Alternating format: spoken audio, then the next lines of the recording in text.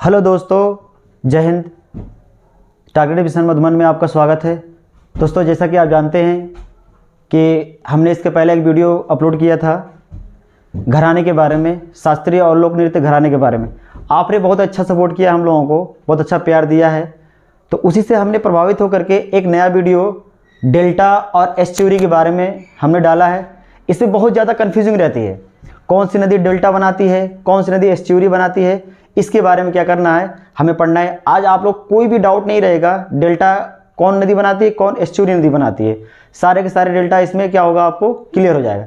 तो चलिए आइए हम लोग डेल्टा और एस्चुरी के बारे में देखते हैं। लेकिन इस सेशन स्टार्ट होने से पहले दोस्तों, अगर किसी ने सब्सक्राइब अगर नहीं किया है तो इस चैनल को सब्सक्राइब कर दे, ठीक है। और कॉपी पेन लेकर के बैठिए आप, ठीक है। अपने आप से नोट्स बनाएंगे, अपने आप से लिखेंगे तो सारी की सारी चीज़ें आपको याद हो जाएंगी, ठीक है। तो आइए दोस्तों स्टार्ट करते हैं नए सेशन के साथ, ठीक। Let's have begin. देखिए दोस्तों, डेल्टा और एस्चुरी, डेल्टा को इंग्लिश में देखिए, डेल्टा को इंग्लिश या हिंदी एक ही नाम है इसका, ठीक है, डेल्टा। और एस्चुरी, एस्चुरी का जो हिंदी होता है उसे कहा जाता है ज्वारनद मुख, ठीक है। देखिए यहाँ पे जब नदियाँ क्या करती है, पर्वत या पहाड़ों से, देखिए नदियाँ जहाँ से निकलती है पर्वत या पहाड़ों से ही निकलती है। अब पर्वत या पहाड़ के बगल में कोई हिमनद होता है, वहाँ से भी नदियाँ निकलती हैं, ठीक है। जब नदियाँ पर्वत या पहाड़ों से निकलती हुई आती है तो अपने साथ कुछ ना कुछ वेस्ट प्रोडक्ट लाएंगी, और वही वेस्ट प्रोडक्ट क्या करता है, जहाँ पे मुहाना होता है। अब मुहाना का मतलब यह होता है कि जहाँ पे नदियाँ समुद्र या महासागर में मिलती हैं पहली बार, उसी को मुहाना कहा जाता है। तो आइए देखा जाए, जब नदियाँ पर्वत या पहाड़ों से निकलती हैं तो अपने साथ अवसाद, इस अवसाद को हम लोग वेस्ट प्रोडक्ट का कहते हैं, या इसको हम लोग बोल सकते हैं क्या, अपशिष्ट पदार्थ लेकर के आती है। और सागर या महासागर में आकर मिलती है जब, तो उसके मुहाने पर एक डेल्टा जैसी आकृति बन जाती है, जिसे कहा जाता है क्या, डेल्टा। यह डेल्टाई क्षेत्र जो होता है यह काफ़ी उपजाऊ क्षेत्र होता है, ठीक है। तो देखिए ये तो हो गया। और भारत में बहुत सारी ऐसी नदियां हैं जो डेल्टा बनाती है, जो बहुत ही पूछी जाती है एग्जाम में, ठीक है। जैसे आप जानते हैं गंगा और ब्रह्मपुत्र का डेल्टा, जो कि विश्व का सबसे बड़ा डेल्टा वहीं बनता है, जिसे सुंदरवन का डेल्टा कहा जाता है, ठीक है। और वहाँ पे सुंदरी नामक वृक्ष भी पाए जाते हैं, और सुंदरी नामक वृक्ष को ज्वारी वृक्ष भी कहा जाता है, डेल्टाई वृक्ष भी कहा जाता है, ठीक है। और ये सब पूछा गया है। आइए देखिए, यह कृषि क्षेत्र के लिए जो होती है, या कृषि क्षेत्र के लिए काफ़ी उपजाऊ भूमि होती है, ठीक। अब इसमें देखिए, इसमें कौन कौन सी नदी जो डेल्टा बनाती है, आइए देखते हैं हम लोग। इसको मैं ऊपर करता हूँ, ठीक। देखिए दोस्तों, गंगा नदी डेल्टा बनाती है, ब्रह्मपुत्रा नदी है ये भी डेल्टा बनाती है, महानदी यह भी डेल्टा बनाती है, गोदावरी नदी यह भी डेल्टा बनाती है, कृष्णा नदी यह भी डेल्टा बनाती है, कावेरी नदी, तुंगभद्रा नदी। ये जो तुंगभद्रा नदी है ये कहीं ना कहीं कृष्णा नदी की सहायक नदी कही जाती है, लेकिन यह भी कहा जाता है कि डेल्टा बनाती है। अब डेल्टा तो समझ में आ गया।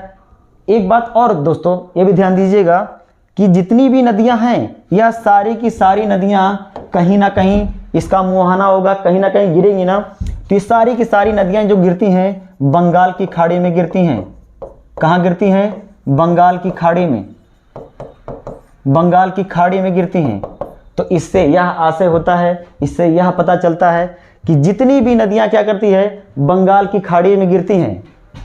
जितनी भी नदियां बंगाल की खाड़ी में गिरती हैं वह सारी की सारी नदियां क्या होती हैं, डेल्टा बनाती हैं अपने मुहाने पे। जैसे मैं यहाँ पे बना रहा हूँ, देखिएगा ध्यान से, हमने एक छोटा सा ऐसे भारत बना लिया, ठीक है। इसको कहा जाता है अरब सागर, सभी लोग पर जानते हैं अरब सागर, ये अरब सागर हो गया। इसको कहा जाता है, यह है बंगाल की खाड़ी, ये बंगाल की खाड़ी है।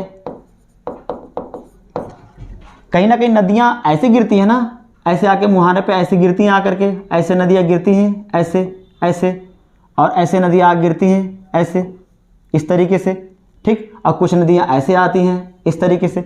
तो जो नदी बंगाल की खाड़ी में गिरती है वह नदी जो बनाती है डेल्टा, और जो नदी अरब सागर में गिरती है वह बनाती है एस्चुरी, या इसको कहा जाता है ज्वारनद मुख। तो आइए देखिए, तो गंगा हो गया। और इस गंगा नदी पे एक पूछा जाता है परियोजना, जिसे कहा जाता है फरक्का परियोजना। बहुत इंपॉर्टेंट क्वेश्चन है ये कई बार आया है। ब्रह्मपुत्र नदी, महानदी, गोदावरी नदी, कृष्णा नदी, कावेरी नदी, तुंगभद्रा नदी। देखिए यह महानदी है ना, यह महानदी, इसे कहा जाता है, आप जानते हैं एक चीन की नदी है जिसे कहा जाता है पीली नदी कहा जाता है, या उसे चीन का शोक कहा जाता है।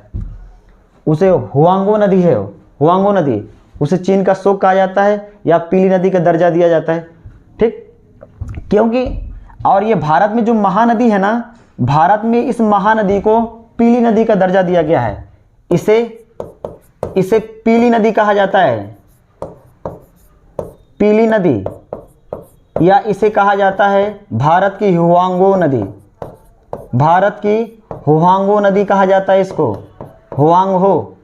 हुआंगहो नदी का दर्जा दिया जाता है। और हुआंगहो नदी जानते हैं चीन की सबसे बड़ी क्या है, दूसरी सबसे बड़ी नदी है। इससे चीन में जो पहली नदी है उसे यांगटीसिकियांग कहा जाता है, जो कुनलुन पहाड़ी से निकलती है और चीन के रास्ते चीन सागर में आकर के गिर जाती है। तो आई होप सो आप लोगों को समझ में आ रहा होगा। और इसी गंगा और ब्रह्मपुत्र पे विश्व का सबसे बड़ा डेल्टा बनता है, जिसे कहा जाता है सुंदरवन का डेल्टा। सुंदरवन का डेल्टा कहा जाता है, सुंदरवन का डेल्टा। ठीक है, विश्व का सबसे बड़ा क्या है, डेल्टा है।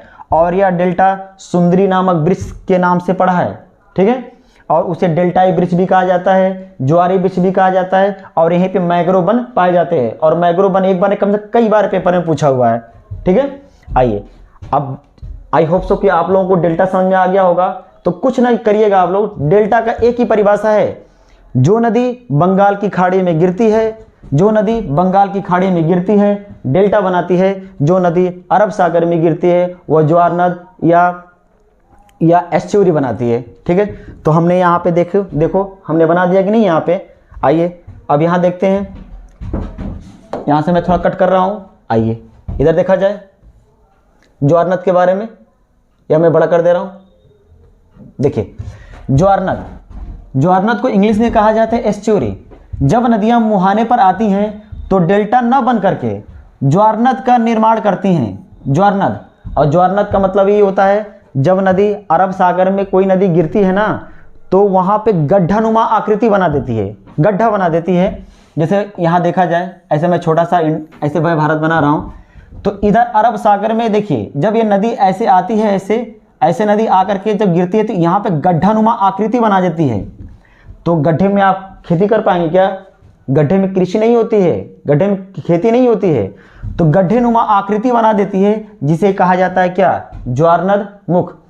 और यह ज़्यादा उपजाऊ भूमि नहीं होता है।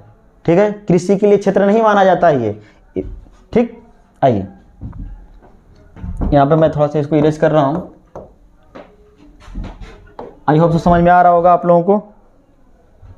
ऊपर मैं थोड़ा कर देता हूँ, देखिए इसको। उपजाऊ भूमि नहीं होती है, ठीक है। इसका मुहाना और या भूभाग बोलिए काफ़ी गहरा हो जाता है, जो कृषि के लिए उपयोगी नहीं होता है। तो कृषि के लिए उपयोगी कौन होगा? डेल्टाई क्षेत्र वाला उपयोगी होगा। यहाँ जो ये महानदी है ना, इस महानदी के आप देखेंगे डेल्टाई क्षेत्र में चावल की कृषि बहुत होती है। और ये गंगा और ब्रह्मपुत्र के डेल्टाई क्षेत्र में भी चावल की कृषि बहुत ज़्यादा होती है, खेती होती है। ठीक है, आइए देखिए, नर्मदा नदी, ताप्ती नदी, साबरमती जो गुजरात से होकर के बहती है, और ये मांडवी नदी, ये मांडवी नदी जो है कर्नाटक से निकलती है। कर्नाटक होते हुए गोवा में आती है और गोवा के बीच से होते हुए निकल जाती है अरब सागर में। और पेरियार नदी, यह पेरियार नदी जो है आप देखेंगे केरल में एक झील है पेरियार झील, और इसी पेरियार झील से निकलती है यह पेरियार नदी, और आगे बढ़ते हुए केरला के रास्ते निकल जाती है कहाँ पे? अरब सागर में, जिससे ये क्या बनाती है? एस्चुरी बनाती है। और इसी पेरियार नदी पे आप देखेंगे कि दक्षिण का सबसे बड़ा कहा जाता है इडुक्की बांध, सबसे इंपॉर्टेंट है ये, कई बार पेपर में पूछा है पेरियार नदी के बारे में। देखिए, भारत में नर्मदा और ताप्ती का बहुत ही ज़्यादा इसका रोल है। ठीक है, इस नर्मदा नदी को मध्य प्रदेश की जीवन रेखा कहा जाता है। अब मध्य प्रदेश के चंचल नदी भी कहा जाता है, और मध्य प्रदेश की रेवा नदी भी कहा जाता है। ठीक है, और जीवन रेखा इसलिए कहा जाता है कि जब ये निकलती है, जानते हैं कहाँ से? ये निकलती है अमरकंटक की पहाड़ी से। ठीक, मध्य प्रदेश में अमरकंटक की पहाड़ी है, वहीं से नर्मदा नदी निकलती है मध्य प्रदेश के रास्ते, ये गुजरात के रास्ते निकल जाती है, खंबात खाड़ी अरब सागर में गिर जाती है। ठीक, आप देखेंगे ऐसे